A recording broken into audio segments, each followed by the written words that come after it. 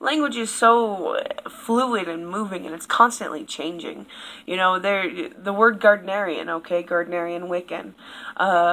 Gardnerian used to be a derogatory term. Now it's something that identifies a specific type of Wiccan that has been initiated into the tradition that Gardner started. So it's no longer a derogatory term. And this is like less than 50 years ago that this term was derogatory, okay?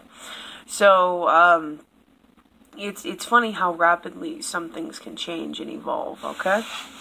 Now, the other thing I want to say is that most people mispronounce it, simply because most people don't know.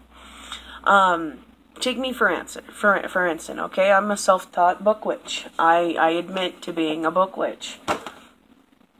I want to say like 80 to 90% of eclectic Wiccans today are also book witches, which means that they have taken their native language, which is more than likely English or American, and have applied the speaking rules and the reading rules that we have to a language that is not our own.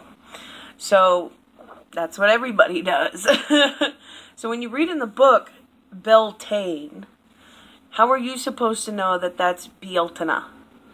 Unless you've actually gone to some kind of linguistics person to realize, or to know how to pronounce it, okay? Now, the Gaelic language isn't totally dead, but it's damn close to being dead. So you kind of have to find an expert in order to truly know, which can be a little bit difficult. Now, I'm not saying, you know, don't put in that effort, because it's not really too much of an effort, and it's definitely worth it. But most people apply their language to how they read. Hey witchies! So from time to time, we kind of get caught up within our own inner witchy circle. And what I mean by that is YouTube. You look at the pagan community as like a giant circle, right? Thousands and thousands of us within this circle making vlogs every day or whatever. About whatever. Some people are teaching trains specifically. Some people are just kind of vloggy people, kind of like I am, just a little bit of everything. Sometimes I'll do a teaching train. Sometimes I'll just vlog. Sometimes it's just fun and games. I mean, it's just whatever. I'm just everything. I'm all over the place, right? I try to not stick 100% to the pagan Wiccan theme, but it is primarily pagan. But, you know, every now and then I'll do a vlog about whatever. So we kind of get caught up. It's natural to, we establish ourselves within this community, and then we have our little cliques or groups, and that's just humankind. I mean, you see it in high school, you see it in the job field. You know, everybody has their little clique, their little friend group within a group, and sometimes we forget to explore outside of our little group. I have 5 to 10 pagans here on YouTube that I adore, that I would meet off the internet, that, you know, I'd go have lunch with. And that's happened in my life. One of my best friends I met through this, and now he lives an hour away from me, and we have met up and chilled, and he was in my wedding. I've talked about this before. So sometimes when you meet these people on here, sometimes we click so well that we take it off of here, and they become friends for life. And it's just what happens, which is a wonderful thing about being in the pagan community. But I guess what I kind of want to do is break out every now and then from my little inner witchy circle. People have been believing in nature-oriented, like paganism, nature religions for a long time, and my neo-paganism, or new age, basically, like newer paganism, is just one example of it. But before that, like before even Christianity took over, it was like nature-oriented. Things were what people believed in, and like creatures, many different gods, things like this, they are not a new concept. And I get asked sometimes, like, for example, is my god the devil, or am I a devil worshipper because because I'm a pagan, or am I going to hell because I do witchcraft? And I just wanted to kind of acknowledge those questions and like answer. And no, I'm not going to hell because I don't believe in hell. I believe in soul kind of reincarnation and Summerland. So those are the things that I believe in.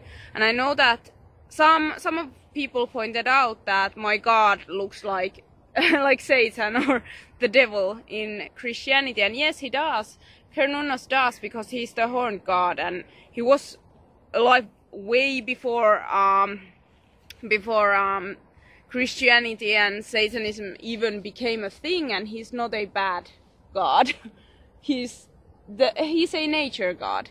And the reason why he looks so similar to actually like Christianity's devil is because they actually made the devil look like pagan gods to make people hate paganism, and it was just all this kind of a thing to make people not believe in the old god.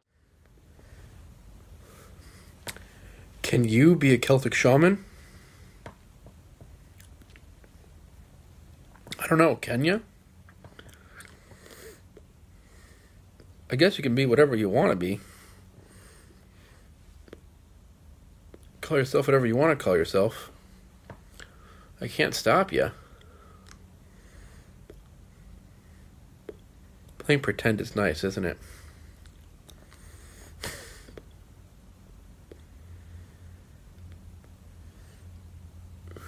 You could call yourself Jim Morrison. Oh, by the way, I was asked if I could make this video without being an ass.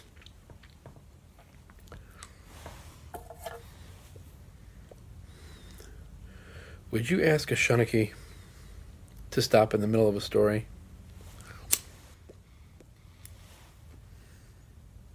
Would you ask the wren not to sing? Would you ask the great Dagda to make his cock any smaller? No.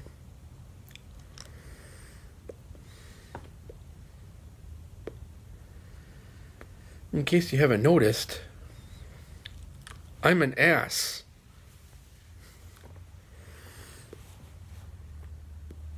That's who I am. That's how I am. I have a strange sense of humor. I'm kind of dry. Kind of, what do they call that?